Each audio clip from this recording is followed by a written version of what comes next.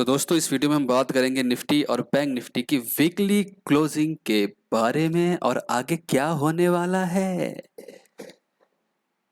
दोस्तों मार्केट देखो, ये तो डेली चार्ट है निफ्टी फ्यूचर का। इसमें मैं दोस्तों क्या करूं जानते हो, मैं निफ्टी फ्यूचर के चार्ट को फॉलो कर रहा हूं अपने एनालिसिस के लिए, ठीक है। क्योंकि स्पॉट से कुछ प्रॉब्लम आ रही फिलहाल मेरे एनालिसिस में, स्पॉट के चार्ट से। तो ये फ्यूचर का चार्ट मैंने लगाया हुआ है, ठीक है। अभी हम दोनों को थोड़ा कंपेयर कर लेंगे तो आपको शायद समझ में आए फ्यूचर और स्पॉट में क्या दिक्कत हो रही है। ये देखो फ्यूचर का चार्ट है।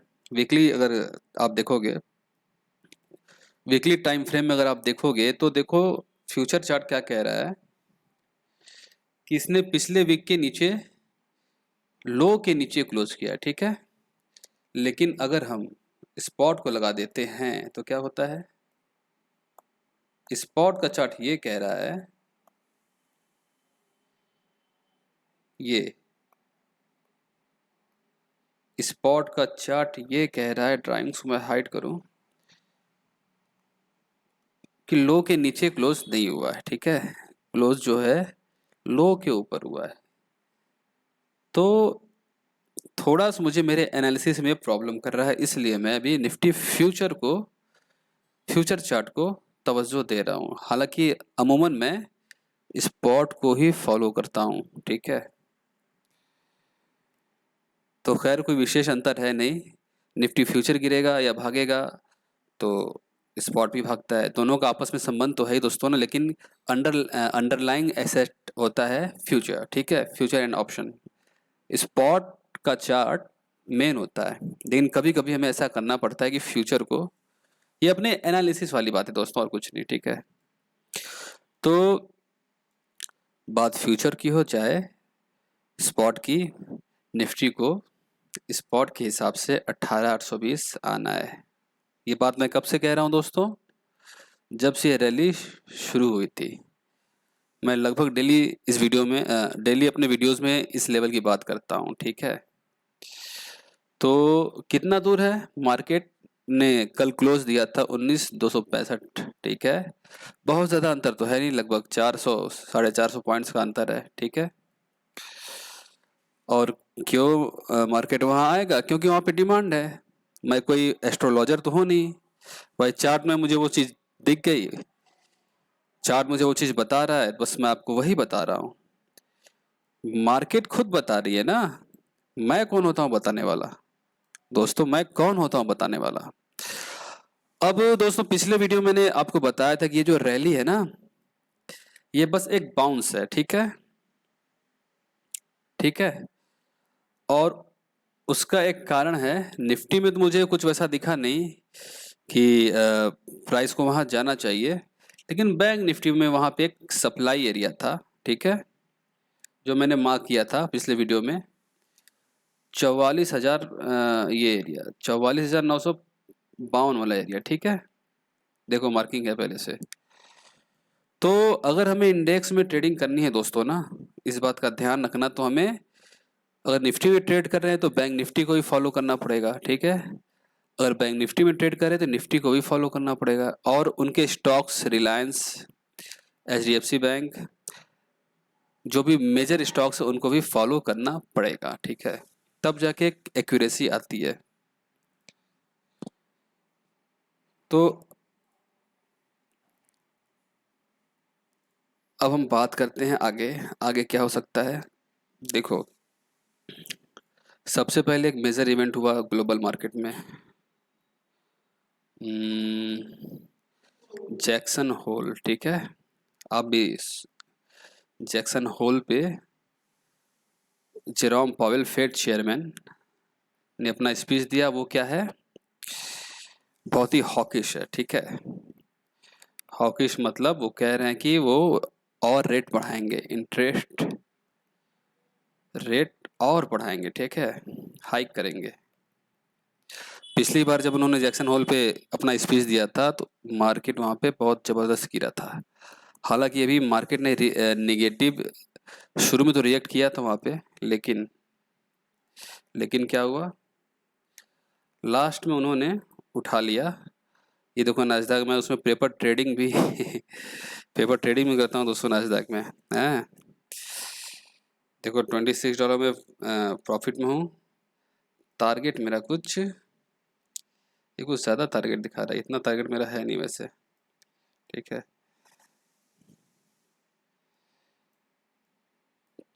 देखो स्पीच के बाद क्या हुआ वहाँ पे दोस्तों, जो भी मैं चीज़ें बता रहा हूँ उनका आपस में परस्पर संबंध है। यूएस में जो होता है वहाँ उसका बहुत सीधा डायरेक्टली इम्पैक्ट हमारे मार्केट पे तो पड़ता ही है। यहाँ से मैंने शॉर्ट किया है नास्डैक को, टारगेट मेरा ये है, ठीक है।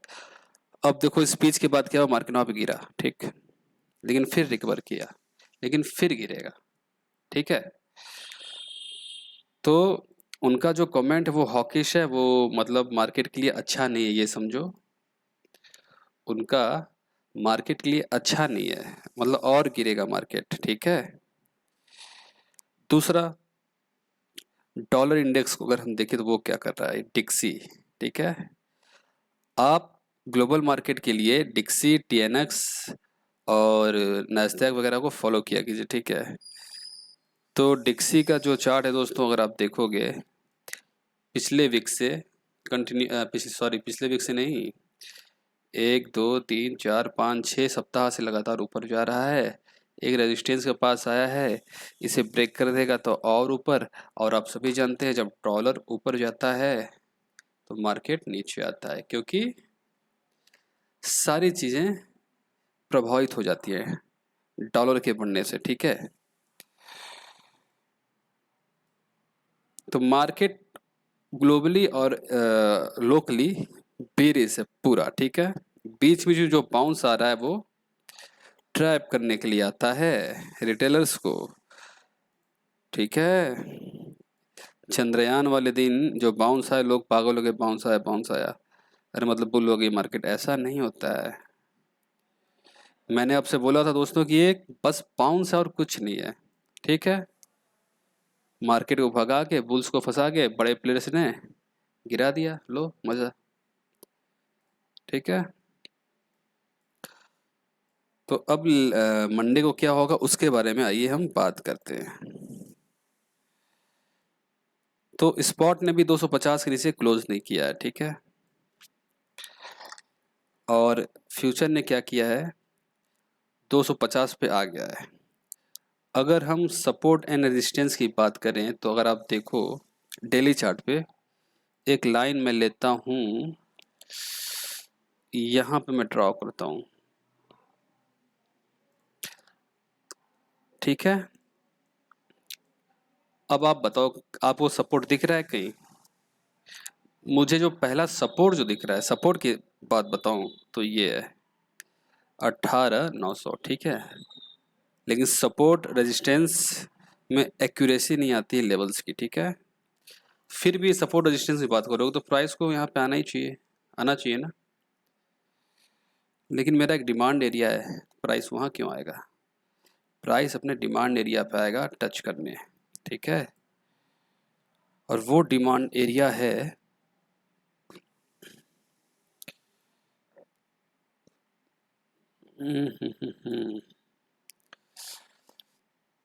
फ्यूचर चार्ट है, फ्यूचर बता रहा हूँ।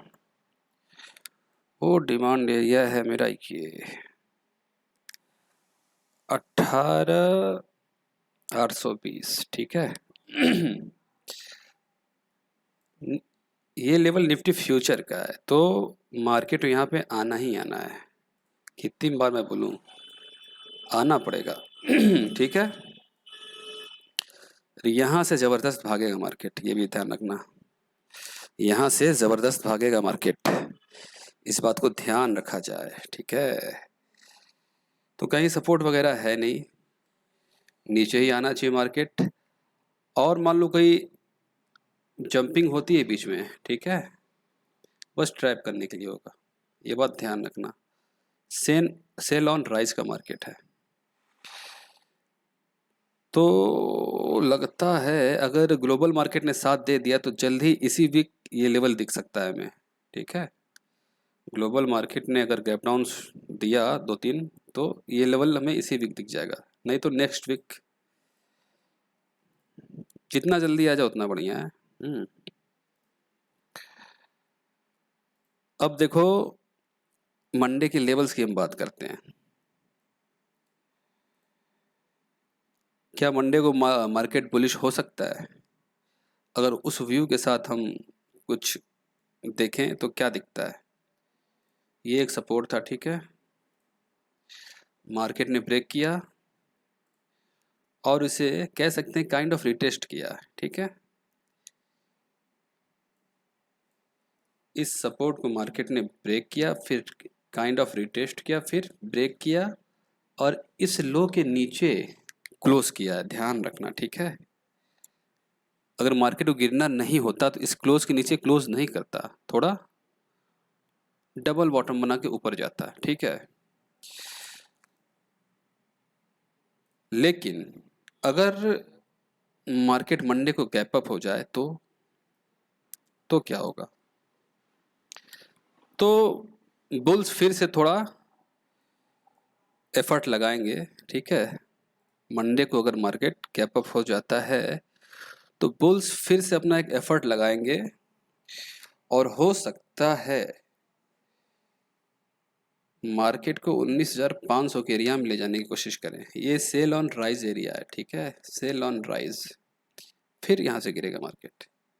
ये एक सिनारियो बन सकता है मंडे को, अगर गैप अप होता है मार्केट। निफ्टी फ्यूचर के चार्ट पे अगर 19,300 के ऊपर क्लोज दे देता है, ठीक है, तो 19,500 के लिए जाना ही जाना है इस कंडीशन में। लेकिन अगर फ्लैट खुलता है कहीं इस एरिया में, मतलब 19,250 के आसपास,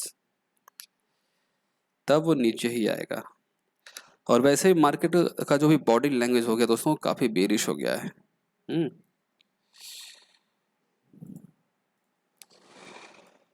तो अगर आप मंडे को फ्रेश पोजीशन बना रहे हैं, सिंपली जो क्लोजिंग प्राइस है उसके नीचे क्लोज एक कैंडल क्लोज होने का वेट करना। लो तो 218 लगा है, ठीक है।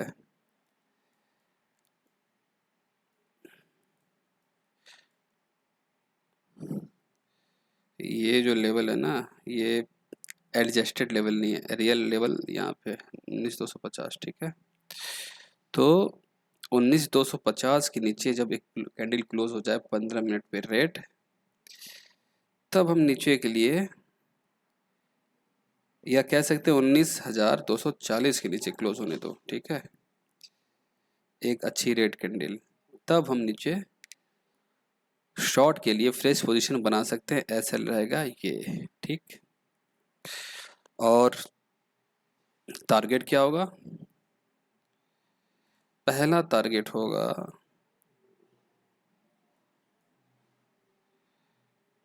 पहला टारगेट क्या, मुझे तो एक ही टारगेट दिख रहा है यहाँ से, सीधे 19,000 नो कैप के पास, ठीक है। बड़ा प्रॉफिट मिल सकता है अगर आप राइट कर लेंगे तो, ठीक है दोस्तों, बड़ा प्रॉफिट मिल सकता है अगर आप राइट कर लेंगे तो। 19,010 मान लो, वहां तक निफ्टी फ्यूचर के चार्ट से निफ्टी को जाना चाहिए, और मुझे कहीं सपोर्ट दिख रहा है नहीं, ठीक है। तो लगभग आपको 200 पॉइंट्स मिल सकते हैं, 200 पॉइंट्स पी में, ठीक है, या शॉर्ट कर रहे हैं आप कॉल तो, ठीक है, या फ्यूचर। तो दो व्यू मेरा हुआ, पहला बेरिश बताया आपको ये मैंने, ठीक है, 19,250 नीचे शॉर्ट। और अगर 300 के ऊपर पार कर देता है निफ्टी तो ऊपर के लिए देखना होगा हमें, ठीक है, तब हम बुलिश व्यू के लिए चलेंगे। क्यों चलेंगे कि मुझे यहाँ पे एक दिख रहा है प्राइस मैग्नेट, जो मे भी खींच सकता है अपने आप को ऊपर, प्राइस को अपने आप अपने पास ले आ सकता है, ठीक है, इस ट्रेंड लाइन के पास। दो कंडीशन है, ध्यान रखिएगा। लेकिन लेकिन सेल ऑन राइज मार्केट है, और वीकली क्लोजिंग के हिसाब से ये 250 निफ्टी 19,203 19,300 अपने आप में एक रेजिस्टेंस अब बन चुका है वीकली क्लोजिंग के हिसाब से। तो दोनों कंडीशंस पे गौर करके ट्रेड करना है। अब बैंक निफ्टी को देख लेते हैं। बैंक निफ्टी क्लोजिंग तो ग्रीन कैंडल दिया है, ठीक है, और बैंक निफ्टी तो कितना एक्यूरेटली वहीं से गिरा दोस्तों जहाँ से मैंने मार्किंग किया है। Power of marking and power of supply and demand, ठीक है।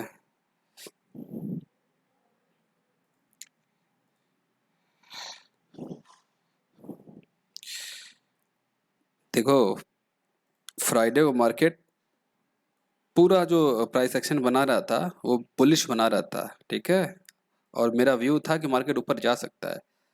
प्राइस एक्शन पूरा बुलिश बनाया हुआ था, लेकिन लास्ट में उन्होंने बड़े प्लेयर से मार्केट को नीचे धकेला। तो बैंक निफ्टी का जो एक सपोर्ट है और जहाँ पे बैंक निफ्टी आना चाहेगा, अगर ह्यूज गैप डाउन नहीं होता है तो वो पहला है ये, ठीक है, इस लेवल को देख लेना आप, ठीक है। इसको ब्रेक किया बैंक निफ्टी तो बैंक निफ्टी में भी वीकनेस शुरू हो जाएगी। नहीं तो हाँ, अब अगर आपको बैंक निफ्टी में बुल होना है तो थोड़ा सा वेट करना होगा। कहाँ तक के लिए? 44,400 के ऊपर। 44,400 के ऊपर को क्लोज करेगा ग्रीन, तब हम लॉन्ग जाएंगे। कहाँ तक के लिए? लगभग पहला टारगेट आप ले सकते हैं 44,700 का, ठीक है, दूसरा 44,800 का, ठीक है। बैंक निफ्टी में बुल हमें 44,400 को ऊपर ही जाना है, ध्यान रहे, ठीक है। और शॉर्ट कहाँ करना है? अब देखो इस एरिया में हाथ मत लगाना फालतू का। आप ऑप्शन सेलिंग कर सकते हो स्ट्रैंगल वगैरह, लेकिन call buying sorry option buying में थोड़ा प्रॉब्लम आएगा कि वो वोलेटाइल एरिया है। अच्छा ट्रेड हमें इन लेवल्स के ब्रेकडाउन पे ही मिलेगा, ठीक है। तो बैंक निफ्टी में थोड़ा सा वेट करना पड़ेगा आपको ट्रेड लेने के लिए। निफ्टी तो ऑलरेडी बहुत बेरिश चल रहा है, अभी वीक है, ठीक है दोस्तों। और बैंक निफ्टी ने अगर 43,990 के नीचे क्लोज दिया, इस लेवल के नीचे, सॉरी, तो टारगेट हमारा होगा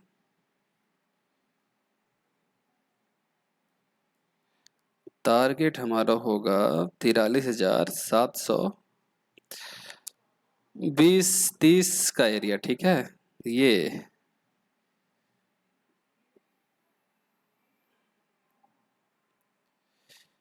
एरिया, ठीक है। सीधी सी बात है और कोई बात नहीं है।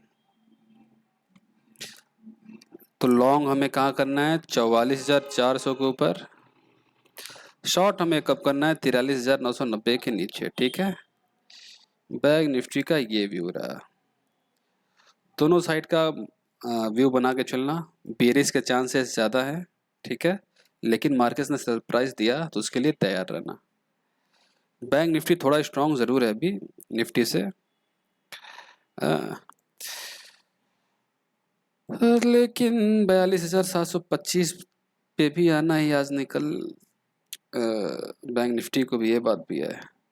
इसलिए हम डे बाय डे चल रहे हैं, ठीक है, डे बाय डे पे फोकस करो फिलहाल। तो ये दोस्तों रहा हमारा व्यू निफ्टी और बैंक निफ्टी पे, और मंडे को कैसे हमें ट्रेड करना है। फिर निफ्टी भी बैंक निफ्टी की तरह ही चल रही है एकदम। चार्ट देखो, ये फिर निफ्टी का है, ये बैंक निफ्टी का है, ठीक है। और फिर निफ्टी में एक नीचे एरिया है, कहाँ गया वो, मैंने ड्रॉ किया था, वो 10 मिनट पे एक एरिया है, 10 मिनट के टाइम फ्रेम पे। तो फिर निफ्टी वहाँ भी आने की कोशिश कर सकता है। ये एरिया 19,465। तो दोस्तों सावधानी से ट्रेड करना। दोनों साइड का जो व्यू मैंने आपको दिया उसको ध्यान में रख के ट्रेड करना, स्ट्रिक्ट स्टॉप लॉस के साथ, ठीक है। तो मिलते हैं नेक्स्ट वीडियो में। और हाँ, निफ्टी को अगर देखो वीकली टाइम फ्रेम पे तो कुछ दिखेगा आपको। ये जो मैंने RSI का वो लगाया है इंडिकेटर, इसमें क्या है, VWMA, volume weighted moving average, ठीक है, उसमें ऑलरेडी क्रॉस हो चुका है, क्रॉस दे दिया है, बेयरिश क्रॉस ओवर, ठीक है। तो ये भी सिग्नल दे रहा है कि मार्केट में वीकनेस है। पिछली बार जब बुलिश क्रॉस ओवर दिया था तो देखो मार्केट कहाँ तक गया, ठीक है। ये क्रॉस ओवर इतना जल्दी जल्दी देता भी नहीं है वीकली टाइम फ्रेम पे, अगर आप देखोगे, ठीक है। जब जब क्रॉस हुआ है जैसे वैसे वैसे मार्केट भागा है, ठीक है। तो प्राइस एक्शन के साथ साथ ये भी कंफर्मेशन दे रहा है कि मार्केट में गिरावट बाकी है अभी। तो दोस्तों मैंने आपको पहले से बताया हुआ है सारी चीज़ें कि क्या होने वाला है, कुछ नया नहीं हो रहा है। मार्केट गिरने वाला है, ये भी मैंने आपको पहले बताया था। कहाँ तक गिरेगा ये भी मैंने आपको पहले बताया है, और कहाँ से बाइंग करना है ये भी मैंने आपको पहले बताया हुआ है, ठीक है। क्योंकि चार्ट वो चीज़ें बता रही हैं। हम गलत भी होते हैं दोस्तों, पर सही ज़्यादा होना है, गलत कम होना है एज ए ट्रेडर, ठीक है। और जो भी गलती हमसे होती है हमें उनसे सीखना है, ठीक है। टेक केयर दोस्तों, मिलते हैं नेक्स्ट वीडियो में।